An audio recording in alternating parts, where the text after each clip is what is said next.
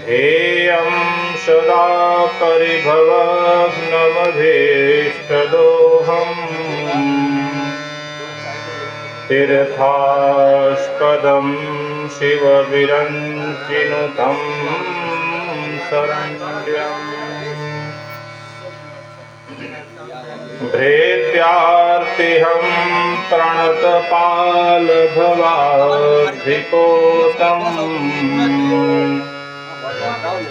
वन्दे महापुरुषते चरणारविन्दम्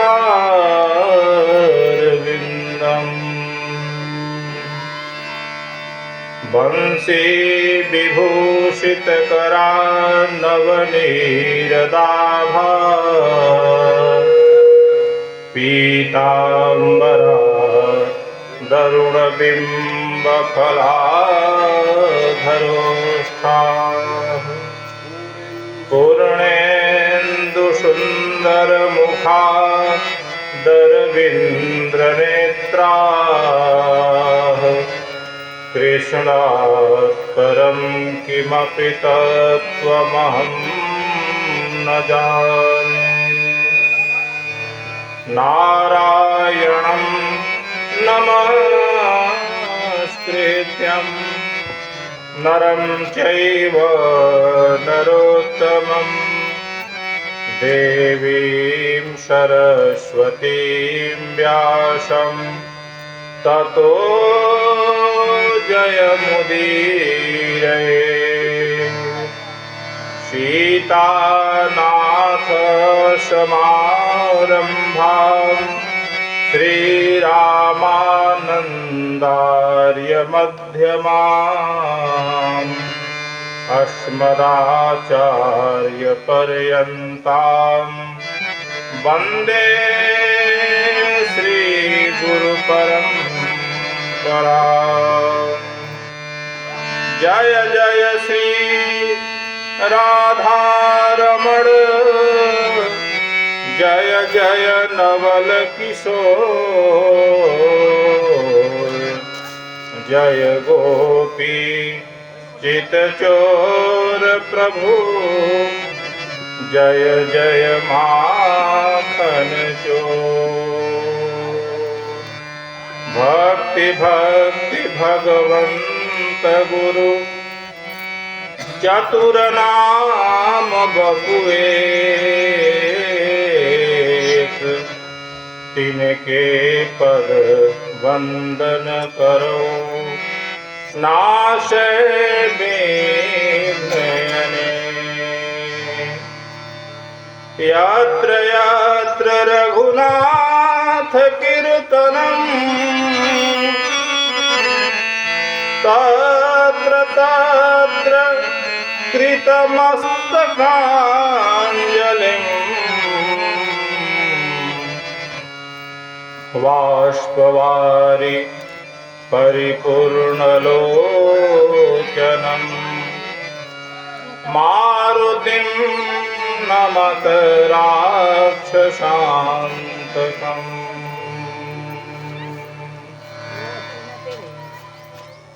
प्रेम से बोले श्रीमद्भागवत भगवान की जय हो। बाल कृष्ण कन्हैया लाल की जय हो। आज के आनंद की जय हो। वक्ता श्रोता की जय हो। समस्त ग्राम समाज की जय हो। जय जय श्री राधे श्याम।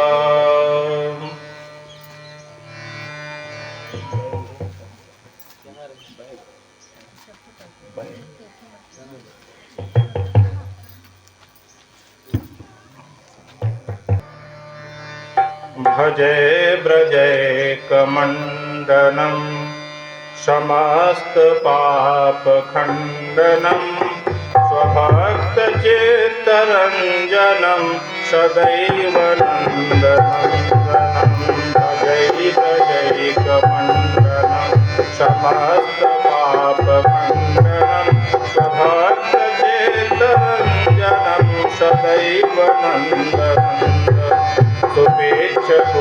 शमस्तकं सुनादवेणुहस्तकम् अनङ्गरङ्गसागरं नमामि कृष्णनागरं मनोजगर्वमोचनं विशाललोललोचनं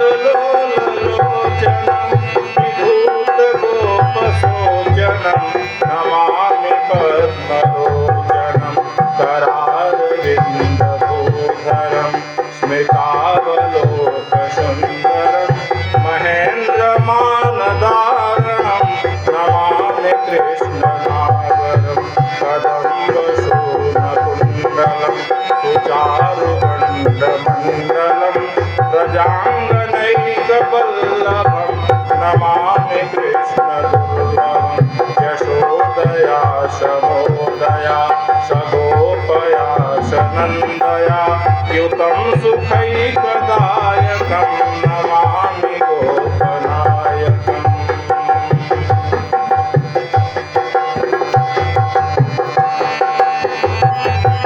सदैव पादपङ्कजं मदीयमानसे निजं दधानमोत्तमालकं नमामि नन्दबालकं समस्तदोषशोषणं समस्तलोकपोषणं समस्तगोपमानसं नमामि नन्दलालसम्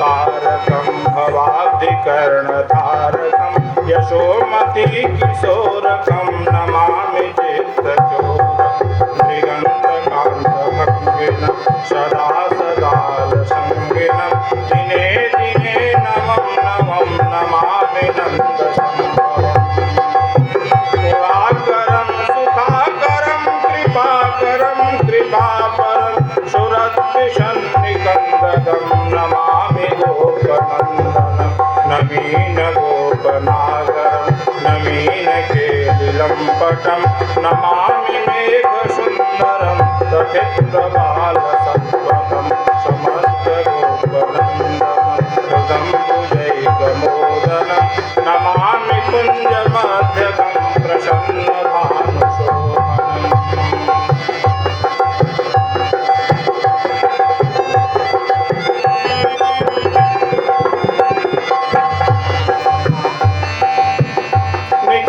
कामदायकं मृगन्तचारुषायकं रसालवेणुगायकं नमामि कुञ्जनायकं विदग्धगोपिकामनोमनोज्ञया कल्पशायिनं नमामि कुञ्जकानने प्रविद्धवरिपायिनं किशोरकान्तिरञ्जितं मृगञ्जनं सुशोभितं गजेन्द्रमोक्षकारिणं नमामि श्रीविहारिणम्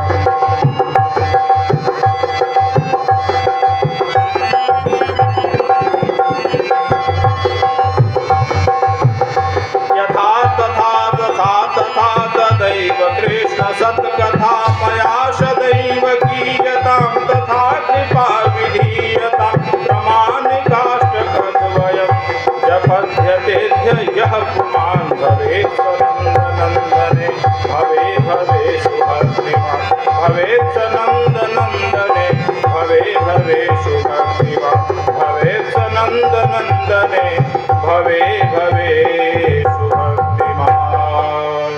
बोले बालकृष्ण कन्हैया लाल की जय हो।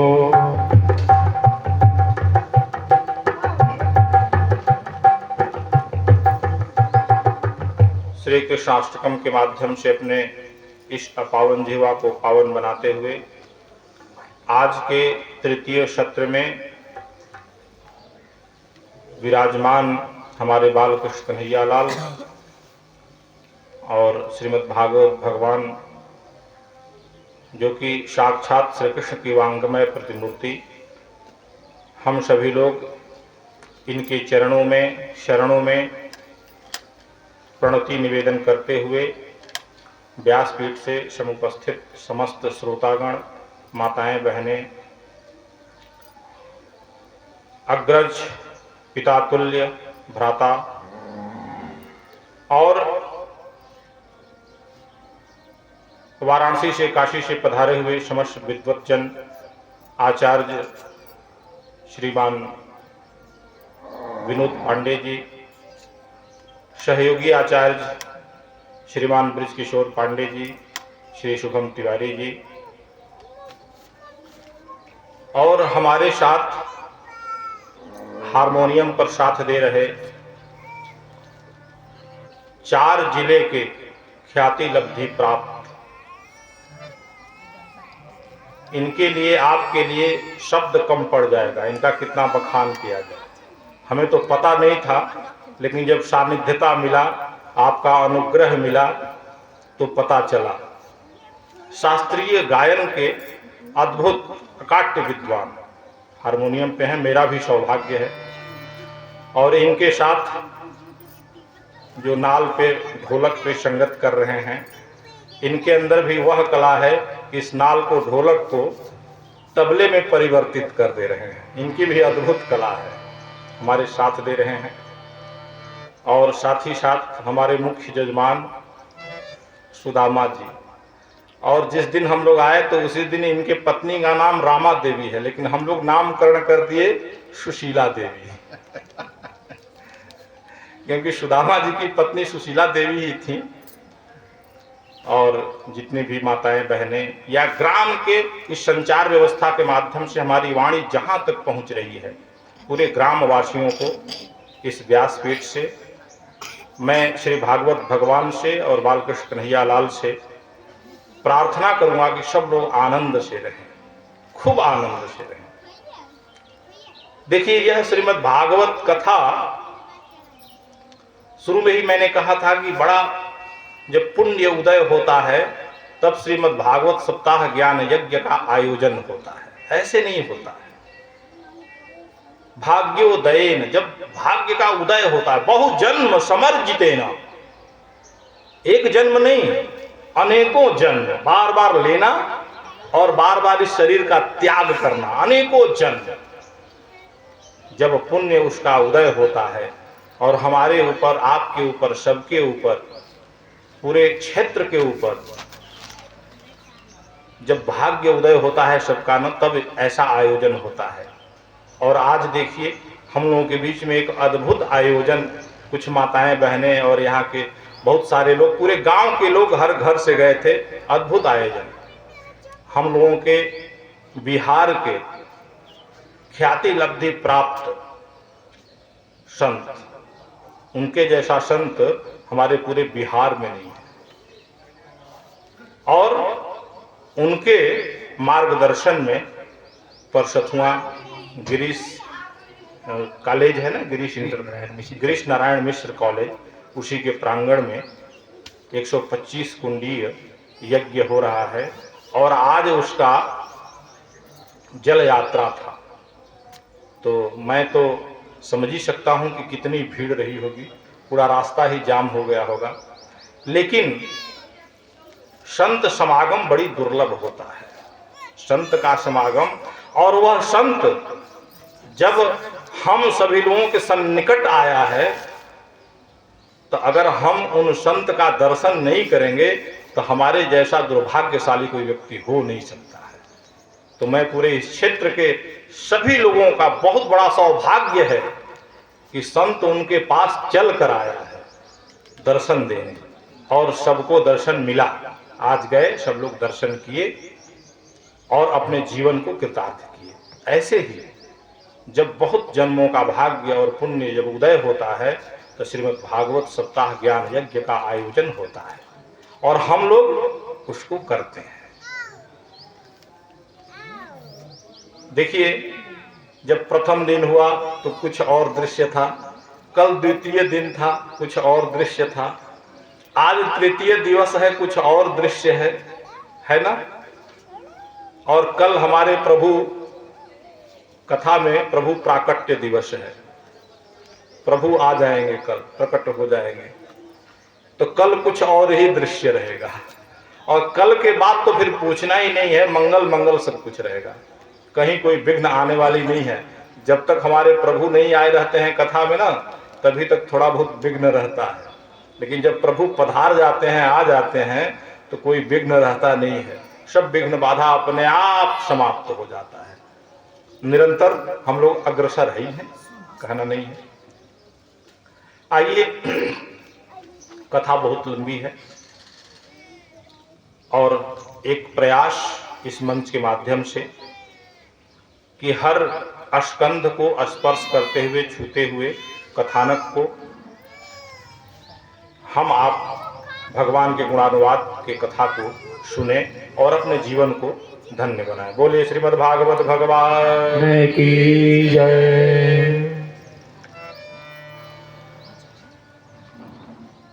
कल महाराज परीक्षित को पांडव लोग हस्तिनापुर के शासन का भार यानी सत्ता को सौंप कर स्वर्गारोहण के लिए बद्रिकाश्रम के तरफ चल दिए। कल यहीं तक कथा हुई थी।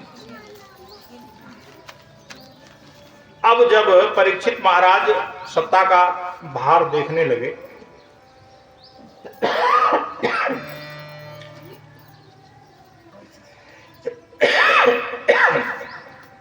पानी एक गिलास ला,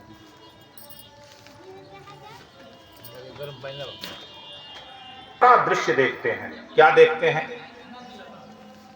गाय है और बछड़े हैं, दोनों अश्रुधारा बह रही है दोनों के नेत्रों से, और उनके पीछे एक निर्दयी दुष्ट हाथ में तलवार लेकर उनके पीछे पड़ा हुआ है मारने के लिए। जब यह अटपटा दृश्य देखे परीक्षित तो तत्क्षण अपने म्यान से तलवार निकालकर और उस दुष्ट को मारने के लिए उद्यत हुए कि तेरी ऐसी हिम्मत कि मेरे राज्य शासन में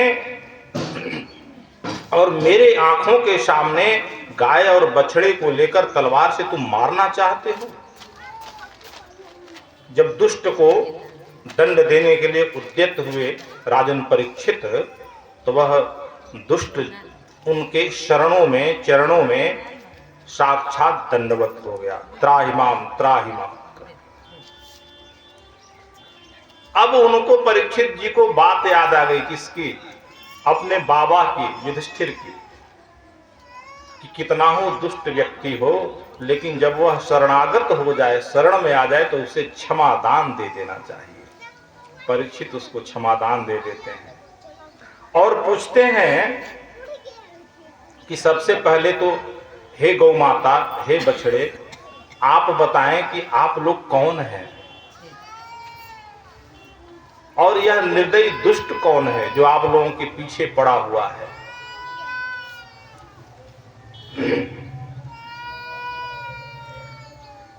अब बछड़ा कहता है कि हे महाराज, मैं अपने दुर्दशा का दोषी किसको दूं? परीक्षित महाराज को समझने में देर नहीं लगी, ये तो साक्षात धर्म है। जो धर्म का मूर्तिमान होता है वही ऐसा वाक्य बोल सकता है कि मैं अपने दुर्दशा का दोषी किसको दूं। बिना धर्म के ऐसा वाक्य कोई बोल नहीं सकता है। और गौ माता साक्षात धरणी है, पृथ्वी मां है। कहते हैं पर ये धूर्त कौन है? और वह तो उनके चरणों में गिरा हुआ था और हाथ जोड़कर कहा कि हे सरकार, मैं कलयुग हूं। तू कलयुग है? तेरी हिम्मत कैसे हुई मेरे राज्य में प्रवेश करने के लिए? कैसे तू मेरे राज्य में प्रवेश कर गया? इस सप्तद्वीप वसुंधरा पे एक छत्र राज्य है हमारा, कैसे तू आ गया बिना परमिशन के, बिना आदेश के? कहा कि महाराज, मैं जाऊं कहां? मैं जहां जाता हूं वहां तो मैं आपको ही देखता हूं कि आपका एक छत्र राज्य है, आप हर जगह सबका रक्षा करते हैं। तो बता दें महाराज, हमारे लिए कोई स्थान बता दीजिए, मैं वहीं चला जाऊं। राजन परीक्षित कहते हैं कि देख, तू 4 जगह चला जा। तू जब जगह ही मांगता है तो तू 4 जगह में दिया। द्यूतम पानम स्त्रियः शूना यात्रा धर्मस् चतुर्विधः। यानी तू 4 जगह जा। कहां कहां भैया? जहां जुआ खेला जाए, अब जो लोग जुआ खेलते हैं जान लें कि वहां कलयुग ही रहता है। जहां मदिरा पान हो, जहां पे लंपट पुरुष रहते हैं, लंपट पुरुष मतलब जीव जंतुओं की जो हिंसा होती है, और कहते हैं कि लंपट पुरुष जीव जंतुओं की हिंसा, जहां जुआ हो और जहां मदिरा पान हो। कहते हैं महाराज हमारा परिवार बहुत बड़ा है, इन 4 जगहों से काम नहीं चलेगा, 4 कमरे बहुत छोटे पड़ जाएंगे, कोई एक आध जगह और तो दे दो। कहते हैं ठीक है दे देंगे तुमको, लेकिन ये बताओ कि तुम्हारे अंदर सब दोष ही दोष है कि कुछ गुण भी है। तो कलयुग कहा कि नहीं महाराज एक गुण है कलयुग में। कौन सा गुण है? यत् फलम नास्ति तपसा न योगेन समाधिना तत् फलम लभते सम्यक कलौ केशव कीर्तनम। जो फल तप से नहीं मिलेगा, जो फल योगियों को समाधि से नहीं मिलेगा, तत् फलम लभते सम्यक, यानी वह फल तत्क्षण कैसे मिलेगा? कलौ केशव कीर्तनम, यानी इस कलिकाल में केशव के कीर्तन मात्र से वह फल मिल जाएगा। तो उसके एक गुण पे परीक्षित महाराज रीझ गए और रीझ कर तत्क्षण कहे कि चलो तुमको मैं स्वर्ण में निवास देता हूं। अब सोना, हाँ स्वर्ण सोना निवास देता हूं तुझे। अब भागवत के 11 स्कंध के विभूति योग में भगवान श्री कृष्ण कहते हैं कि धातु नाम अस्मि कांचनम, यानी धातुओं में मैं सोना हूं। तो अब एक शंका यहां उत्पन्न होता है कि जब धातुओं में स्वर्ण है, भगवान सोने हैं, तो फिर उसमें कलयुग का वास कैसे आएगा ना? मन में शंका कैसे? कहते हैं देखिए संसार का कोई ऐसा वस्तु नहीं है जिसमें दोष न हो। बड़ी गौर से समझिएगा बात को। कोई संसार का ऐसा वस्तु नहीं जिसमें दोष न हो। गोस्वामी तुलसीदास जी लिखें कि जड़ चेतन गुण दोष में विश्व कीन करता, लेकिन जब वही हम प्रभु को अर्पित कर देते हैं तो वह दोष रहित हो जाता है। दूसरे शब्दों में समझिए, परिश्रम से कमाया हुआ, चाहे वो अन्न हो, चाहे रुपया हो, चाहे सोना हो, किसी प्रकार का धन हो, वैभव हो, यश हो, परिश्रम से कमाया हुआ और भगवान को अर्पित करके ग्रहण अगर किया जाएगा तो उसमें किसी प्रकार का कोई दोष नहीं है। और हम गलत तरीके से, गलत ढंग से किसी को सताकर अगर हम कोई चीज, धन हो, रुपया हो, सोना हो, हीरे हो, जवाहरात हो, अगर हम लाते हैं तो उसमें कलयुग ही रहेगा, उसमें भगवान का वास संभव नहीं है। इसी वजह से जब घर में भोजन बनता है तो कहा जाता है ठाकुर जी को भोग लगा दो। अगर कहीं लेश मात्र भी उसमें कुछ दोष है तो पहले ठाकुर जी भोग लगा लेंगे तो हम उस प्रसाद को पाएंगे। मन में विचार करें, जब आप नया वस्त्र धारण करें तो पहले ठाकुर जी को निवेदित कर दें तब धारण करें। भोजन बने तो भोजन ठाकुर जी को निवेदित कर दें तब धारण करें। एक धारणा बनाएं कि हमारे घर में जो भी पदार्थ बनेगा, जो अब भी हम नया चीज सेवन करेंगे, बिना ठाकुर जी को अर्पण किए सेवन नहीं करेंगे तो फिर उसमें कभी भी कलयुग नहीं आ पाएगा। यह नामुमकिन है। कलयुग की हिम्मत ही नहीं होगी कि वो चला है। अरे तुम ही निवेदित भोजन कर, तुम ही निवेदित भोजन कर, तुम ही निवेदित भोजन कर, तुम निवेदित भोजन करई।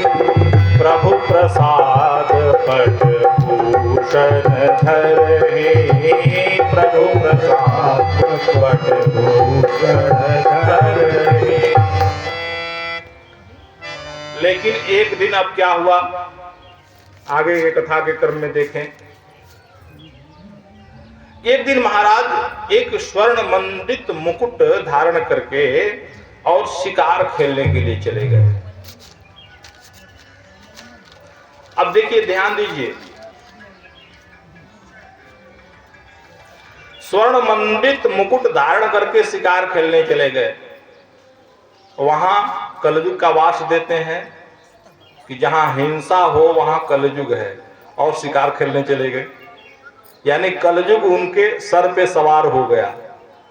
तो वो जो स्वर्ण मंडित मुकुट था, कथा में आता है कि वह जो स्वर्ण मंडित मुकुट था वह खजाने में रखा हुआ था, और वह राजाओं को हराकर उनके दादा परदादा भीष्म पितामह जी उस स्वर्ण मंडित मुकुट को ले आए थे, काशी से ले गए थे।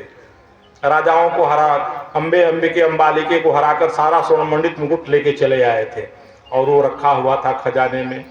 तो वो तो छीन के लाया हुआ था ना, तो उसमें भी कलयुग। और वही मुकुट पहनकर, और जैसे ही मुकुट पहने कलयुग का वास हुआ, उनकी बुद्धि दिग्भ्रमित हो गई, और दिग्भ्रमित हुई तो शिकार खेलने चले गए। कभी शिकार खेलने जाते नहीं थे, और जब शिकार खेलने चले गए तो रास्ता भटक गए, जंगल में भूख प्यास से पीड़ित हो गए। शमीक मुनि का आश्रम दिखा, तो शमीक मुनि ध्यानस्थ बैठे हुए थे अपने आश्रम में। गए कि हे मुनीश्वर, हमें प्यास लगा है, पानी पिला दो। लेकिन ये तो समाधिष्ठ थे, उनकी बातों को शमीक मुनि नहीं सुने। कहे कि तुम झूठे नकली, हमारी सुन नहीं रहे, जानते नहीं वो कौन आया है। राजर्षि परीक्षित आया है, और तुम राजन की अवहेलना करते हो, पानी आंख भी बंद ढोंग करते हो, आंख बंद करके नकली समाधि लगाए हुए हो। वहीं पे एक मरा हुआ सांप था, उसको अपने धनुष कोटि से उठाते हैं और शमीक मुनि के गले में डाल देते हैं। यह दृश्य उनका एक शिष्य देख रहा था। वह शिष्य जाता है, शमीक मुनि के पुत्र श्रृंगी स्नान कर रहे थे, जाकर सारी बातों को बताता है। कहता है कि तुम्हारे पिताजी के गले में एक राजा आया था, परीक्षित जो राजा है वो आया था, और मरा हुआ सांप गले में डाल के चला गया। शमीक मुनि के पुत्र श्रृंगी को क्रोध आता है, और तत्क्षण हाथ में जल उठाते हैं उस नदी का, और जल उठाकर संकल्प करते हैं कि तू सांप, मरा हुआ सांप मेरे पिताजी के गले में डाला है, जा आज के 7वें दिन यही सर्प तक्षक बनकर तुमको काटेगा, और तेरी आज के 7वें दिन मृत्यु हो जाएगी। अब तो यह बात जब कौशिकी नदी पर भयंकर साप देकर अपने पिताजी के पास आते हैं, पिताजी का जब यह दुर्दशा देखते हैं तो रोने लगते हैं श्रृंगी ऋषि। और जब ये बात पिताजी को जब रोने की आवाज सुनते हैं शमीक मुनि, तो उनकी समाधि खुलती है, नेत्र खोलते हैं, तो पुत्र को हृदय से लगा लेते हैं। बोलो पुत्र, क्या बात है, क्यों रो रहे हो, कौन तुमको कष्ट दे दिया। जब सारा वृतांत सुनते हैं शमीक मुनि तो कहते हैं कि अरे बेटा, तूने तो बड़ा भारी गलती कर दिया। ऐसा धर्मात्मा राजन हम लोगों के राज्य में नहीं मिलेगा। आज उसी धर्मनिष्ठ राजा के बल पर हम लोग तपस्या कर रहे हैं, यज्ञ कर रहे हैं, धर्म का आचरण कर रहे हैं, और तुम जाने अनजाने में श्राप दे दिया। उनको प्यास लगा था, मैं पानी नहीं पिला पाया, इसमें तो मेरा ही दोष है कि मेरी समाधि नहीं खुली। तत्क्षण कहते हैं कि ऐसे परम महाभागवत को सूचना देना चाहिए। शमीक मुनि अपने एक शिष्य को भेजते हैं कि जाओ तुम राजर्षि परीक्षित के पास जाकर बता दो कि आज के 7वें दिन तक्षक नाग डसेगा और आपकी मृत्यु हो जाएगी। अब तो जैसे ही परीक्षित महाराज सुने कि आज के 7वें दिन हमारी मृत्यु सुनिश्चित, तत्क्षण अपने पुत्र जन्मेजय को, वो भी नन्हे से पुत्र थे, अपने पुत्र जन्मेजय को सारा राजपाट का भार सौंप कर, सर्वस्व त्याग कर सीधे गंगा तट पे सुख तीर्थ में चले गए, सुखताल। और गंगा तट पे जाकर विराजमान हो गए। मन में नाना तरह का विचार आने लगा कि अरे मैं संतों का अपमान कैसे कर दिया, मेरे मन के अंदर भावना कैसे आ गई अपमान करने की। बारंबार पश्चाताप करते हुए महाराज परीक्षित गंगा तट पे विराजमान हो गए। इधर जब सारे ऋषि महर्षि महात्मा संत विद्वान जब सुने कि परीक्षित को 7वें दिन मरना सुनिश्चित हो गया है, तो हैं कहाँ वो, तो सुख तीर्थ में गंगा तट पे हैं। तो सारे ऋषि महर्षि बिना बुलाए उनके पास जाने लगे। अब हाथ जोड़कर विनयवनत होते हैं और कहते हैं कि हे संतों, हे ऋषियों, हे मुनियों, आप हमारे ऊपर अनुग्रह कैसे किए। अरे हमने तो संतों का अपमान किया है, अनुग्रह नहीं होना चाहिए, लेकिन धन्य है संत। अरे संत हृदय नवनीत समाना, संत हृदय नवनीत समाना, संत हृदय नवनीत समाना, हृदय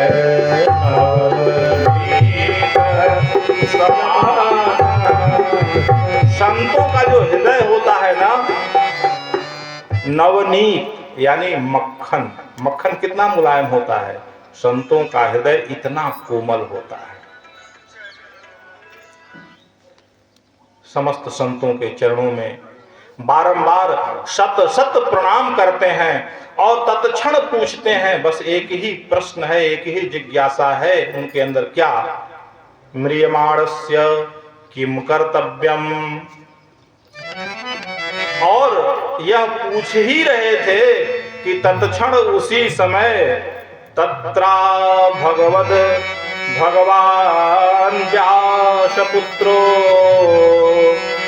यत्रेच्छया गामटमानो नपेक्षः अलक्ष्यलिंगो निजलाभतुष्टो वृतश्च बालैर्वधूतवेषः। अचानक ऋषि मुनियों के बीच में साक्षात भगवान प्रकट हो गए। शौनक जी चौंक गए, अरे कौन से भगवान प्रकट हो गए, तो भगवान व्यास पुत्र, मानो भक्त की रक्षा करने के लिए भगवान ही व्यास नंदन सुखदेव जी बनकर प्रकट हो गए। बोलिए सुखदेव जी महाराज की जय। आज इस कथा में सुखदेव जी का प्रवेश हुआ और जब ऐसे श्याम विग्रह स्वरूप सुखदेव जी का दर्शन करते ही जितने सिद्ध कोटि के संत महात्मा जब बैठे थे, सबके सब उठकर खड़े हो गए।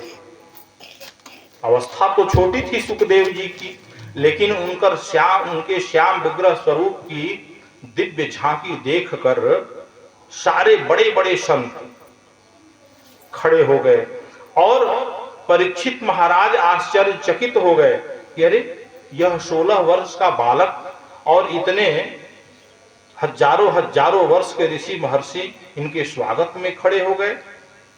लग रहा है कि कुछ न कुछ विशेषता है। परीक्षित भी तुरंत खड़े होकर साष्टांग दंडवत करते हैं, प्रणाम करते हैं। सवेशुरातो तिथय आगताय तस्मै सपर्याम शिरसा जहार ततो निवृत्त्या यबुधा महासने सोपविवेश पूजितः। महाराज परीक्षित होकर खड़े होकर दंडवत करते हैं, आसन देते हैं, षोडशोपचार सुखदेव जी का पूजन करते हैं। और जब महाराज परीक्षित को पूजन करते हुए नन्हे नन्हे बालक और स्त्रियां देखते हैं तो कहते हैं, अरे जिस बाबा को, जिस अवधूत बाबा को हम लोग नंगा बाबा, पगला बाबा समझते थे, ये तो नंगा बाबा, पगला बाबा कोई सिद्ध कोटि के संत निकले। और छोटे छोटे बालक वहां से भाग जाते हैं, कहते हैं कि अगर राजन परीक्षित देख लिए तो हमें डांटेंगे, हमने तो पागल समझ के इनके पीछे पीछे चल रहे थे हम लोग। और इसके बाद तत्क्षण विलंब नहीं करते हैं, महाराज परीक्षित विलंब नहीं करते हैं। उनके मन में बस एक ही प्रश्न है, एक ही जिज्ञासा है, क्या? म्रियमाणस्य किम कर्तव्यम, यानी मैं आपसे पूछना चाहता हूं कि मरण धर्मा प्राणी को क्या कर्तव्य है, क्या करना चाहिए, जीवन में क्या श्रवणीय है, क्या अस्मरणीय है, क्या भजनीय है, क्या पठनीय है, क्या कर्तव्य है, क्या अकर्तव्य है, विस्तार पूर्वक समझाइए। सुखदेव जी महाराज कहते हैं कि अरे भाई, अभी हमें बैठने की देर नहीं हुई और आपने प्रश्न की झड़ी लगा दी। अरे कोई जब अतिथि आता है तो पहले उसको बैठाइए, पाद प्रक्षालन करिए, पूजन करिए, जलपान कराइए, चाय वही पिलाइए, दही वही खिलाइए, तब पूछिए कि हाँ और हाल चाल बताइए। और आप तो अभी मैं ठीक से बैठा भी नहीं और आप प्रश्नों की आप झड़ी लगा दिए। परीक्षित महाराज कहते हैं कि अरे मैंने सुना है कि आप गो दोहन काल से ज्यादा एक जगह कहीं टिकते नहीं हैं, इसीलिए मैं प्रश्नों की झड़ी लगा दी कि हमारे जब ज्यादा प्रश्न हो जाएंगे तो कम से कम गो दोहन काल से ज्यादा आप टिकेंगे तो।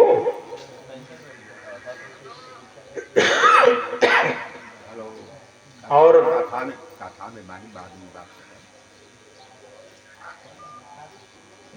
उनके प्रश्नों को सुनकर सुखदेव जी महाराज बड़े प्रसन्न हो जाते हैं।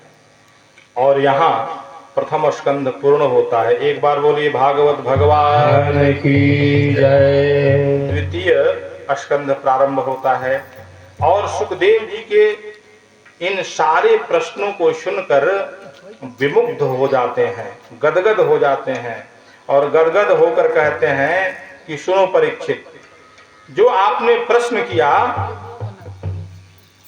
यह प्रश्न केवल आप अपने लिए नहीं किए। अगर आप अपने लिए प्रश्न करते तो कहते कि मैं 7वें दिन मरने वाला हूं, क्या करना चाहिए। लेकिन आप केवल क्या पूछे हैं, तो म्रियमाणस्य किम कर्तव्यम, यानी हर मरण धर्मा प्राणी को जो 7वें दिन मर जाएगा। हम लोग भी 7वें दिन ही मरते हैं ना। 7 दिन के बाद कोई 8वां दिन होता है क्या, बताइए। सोमवार, मंगलवार, बुधवार, बृहस्पतिवार, शुक्रवार, शनिवार, रविवार, 7 दिन। चाहे जिस दिन से गिन लीजिए 7 ही दिन आएगा। और 7 ही दिन में ये हर पूरे संसार के जितने जीव हैं, मरण धर्मा हैं, सबको मरना है और 7 ही दिन में मरना है, यानी 7वें दिन ही सबको। तो सबके पूरे चराचर जीव के लिए, जगत के लिए, जगत के जितने जीव हैं सबके लिए यह प्रश्न है परीक्षित महाराज के द्वारा कि म्रियमाणस्य किम कर्तव्यम। अब यह सार्वभौम प्रश्न को सुनकर सुखदेव जी महाराज गदगद हो जाते हैं, प्रसन्न हो जाते हैं। कहते हैं, अरे परीक्षित सुनो, निद्रया ह्रियते भक्तम, निद्रया ह्रियते नक्तम, व्यवायेन च वावयः, दिवाचार्थे हया राजन्, कुटुंब भरणेन वा। जो प्राणी मृत्यु भय से मुक्त होना चाहता है उसको 3 बातों को ध्यान देना पड़ेगा। सुशीला माता जी, ओ सुशीला माँ, ध्यान दीजिए, मेरे तरफ ध्यान दीजिए। अब 3 गो असली बात है। हाँ,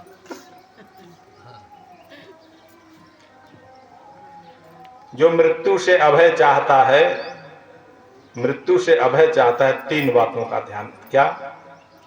तस्मात् भारत सर्वात्मा भगवान ईश्वरो हरि श्रोतव्यः कीर्तितव्यश्च स्मर्तव्यश्च तेथा भयम्। पहले श्रोतव्य यानी सुने। क्या सुने? भगवान के माधव के महिमा को सुने। अरे जाने बिनु न होई परतीति, जाने बिनु न होई परतीति, बिनु परतीति होई नहीं प्रीति, बिनु परतीति होई नहीं प्रीति, बिनु परतीति होई नहीं प्रीति। बिना जाने नहीं ना होगा। भगवान को, भगवान के महिमा को, माधव के महिमा को जाने। और जब जान जाएंगे तो क्या होगा? जब भगवान के महिमा को जान गए ना तुलसीदास जी, रामचरितमानस का शुभारंभ किए, और जब भगवान के महिमा को जान गए तो अपने इस मन को कहते हैं कि हे सठ, सठ कहते हैं इस मन को, कि मन है ना ये सठ है। और अंतिम रामचरितमानस का अंतिम पाइन के ही गति पतित पावन, राम भज सुन सठ मना। अपने मन को कहते हैं, यानी माधव को भज के, राम को भज के, पाइन के ही गति पतित पावन, राम भज सुन सठ मना। अपने मन को सठ कहते हैं। तो माधव की महिमा को जाने, पहला चीज। दूसरा चीज कीर्तितव्यः, यानी जो माधव के महिमा को आप सुने जाने उसको आप दूसरों को सुनाइए, कीर्तितव्यः। और तीसरा चीज स्मर्तव्यः, यानी जब भी एकांत मिले आपको, आंखें बंद कर लीजिए और जो आप सुने हैं, जो आप सुनाए हैं, उन लीलाओं का रसास्वादन करिए, समाधि लगाकर, नेत्र बंद करके, और एकांत में उन्हीं का खूब स्मरण करिए। यानी पहले श्रवण, फिर संकीर्तन और उसके बाद स्मरण। इन 3 बात। कहे कि अच्छा महाराज मेरे पास तो 7 ही दिन है, अब 7 दिन में मुझे क्या क्या करना चाहिए? सुखदेव जी कहे कि 7 दिन कोई कम थोड़े ही होता है। अरे राजा खटवांक थे, उनको 1 मुहूर्त में मुक्ति मिल गई, तुम्हारे पास तो अभी 7 दिन है। अच्छा तो ठीक है, 7 दिन है, तो बताइए प्रभु का ध्यान कैसे करना चाहिए? तो सुखदेव जी महाराज परीक्षित को 4 बातें बताते हैं। मैंने कहा ना कि 3 दिन तक की कथा, 3 दिन तक ही मत कहिए, 4 दिन तक। माने कल कथा के अंतिम में ना भगवान प्रकट होंगे, तब तक बड़ा ध्यान से कथा सुनना पड़ता है, क्योंकि जीवन का जो उद्देश्य है यही 4 दिन है। उसके बाद तो जब भगवान प्रकट हो जाते हैं तो सब आनंद ही आनंद होता है, मंगल ही मंगल होता है। तो हमें अपने जीवन को कैसे जीना है, कितनी सहजता से जीना है, सन्मार्ग पर चलना है, अपने इस शब्द शैली को बिगाड़ना नहीं है, क्योंकि शब्द शैली बड़ी विचित्र होती है ना। तो कहते हैं 4 बातों का अभ्यास जीवन में जिताशनो जितश्वासो जितसंगो जितेन्द्रियः अस्थूले भगवतो रूपे मनः संधारयेत् धिया। सबसे पहले आसन को जीतो। आसन को जीतना क्या है? आप देख ही रहे हैं कि मैं जब एक बार आसन पे बैठ गया तो चाहे 2 घंटा बीत जाए, चाहे 3 घंटा बीत जाए, चाहे 4 घंटा बीत जाए, मैं बैठा ही रहता हूं ना। ये आसन को जीतना होता है। आसन को जीतिए। कितने लोग बैठेंगे तो ऐसे करते हैं, ऐसे करते हैं, ऐसे कर लेंगे, पैर फैला लेंगे। रांची में कथा हो रही थी, रांची में मैं कथा कह रहा था, एक माता जी सामने ही बैठी थी और पैर ठाकुर जी के ही तरफ ऐसे करके बैठी गई।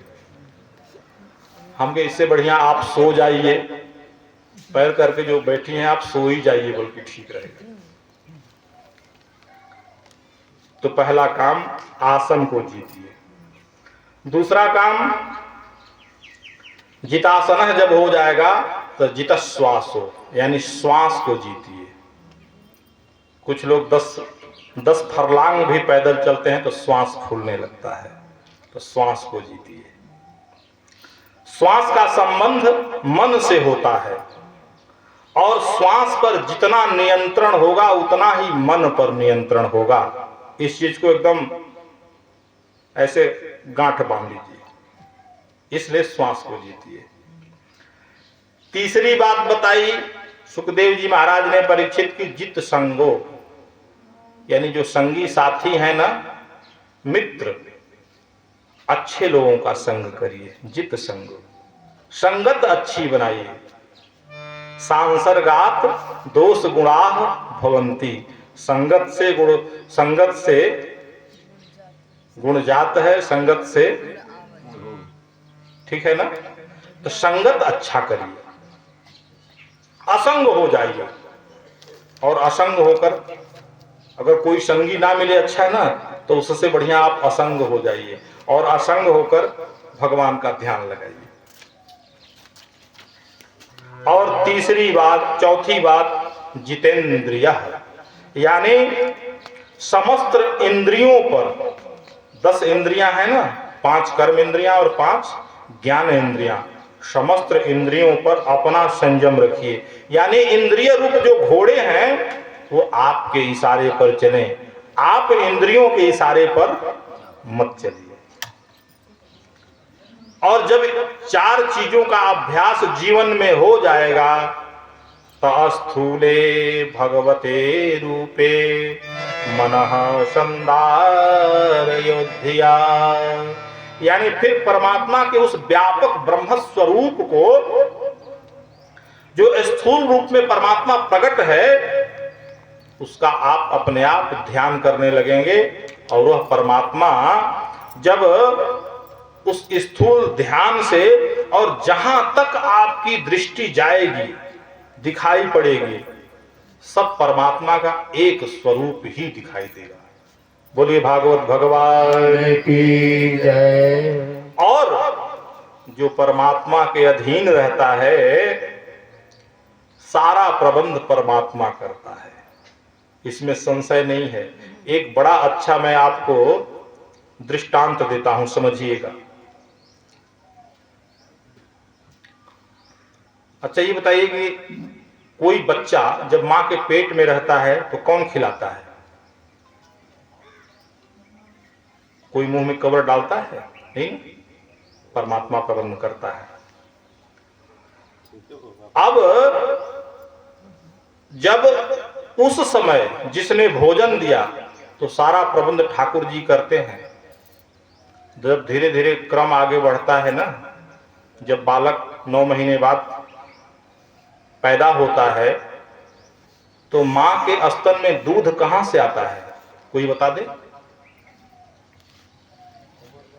एक संत थे, ऐसे ही कथा कह रहे थे, तो एक जिज्ञासु प्रश्न किए कि एक कपोल कल्पना हमारे मन के अंदर उद्धृत हो रहा है महाराज, मैं प्रश्न करना चाहता हूं। अब हाँ ठीक है, प्रश्न करिए। क्या कपोल कल्पना है आपके मन के अंदर?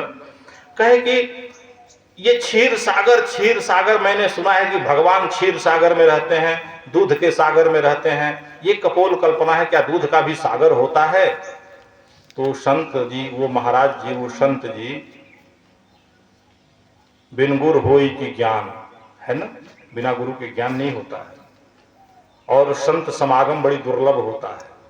कब आपको कौन सी वाणी मिल जाएगी, आपके जीवन जीने में वह सहायतार्थ हो जाएगा, जब आप समागम करेंगे तब। ऐसे नहीं।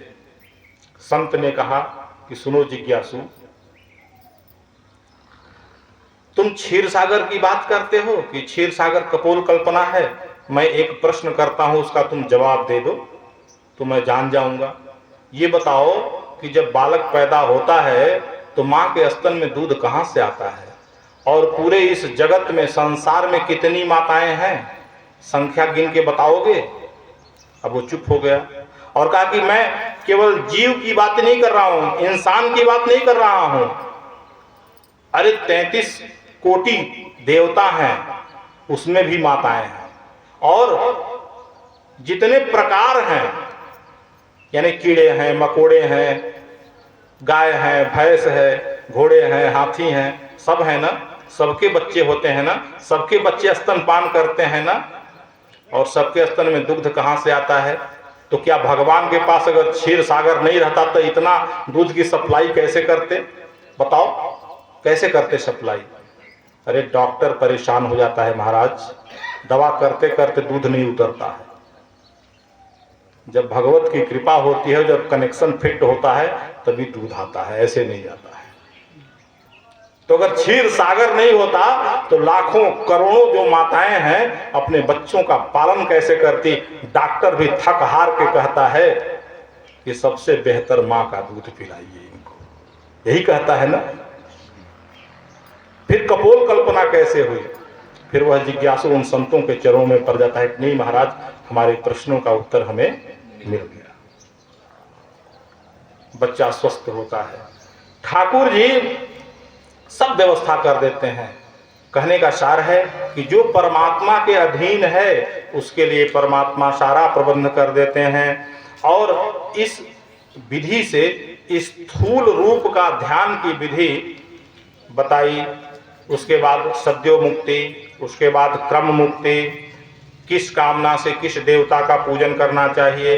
सुखदेव भगवान कहते हैं कि अगर अन्न की कामना हो तो अदिति माँ की पूजा करनी चाहिए, रूप की कामना है तो गंधर्वों की उपासना करनी चाहिए, विद्या की कामना है तो भोलेनाथ की उपासना करनी चाहिए, दाम्पत्य सुख चाहते हैं तो माता भवानी की उपासना करिए, पूजन करिए, और यदि आपको कुछ नहीं चाहिए तो हमारे नारायण की उपासना करिए।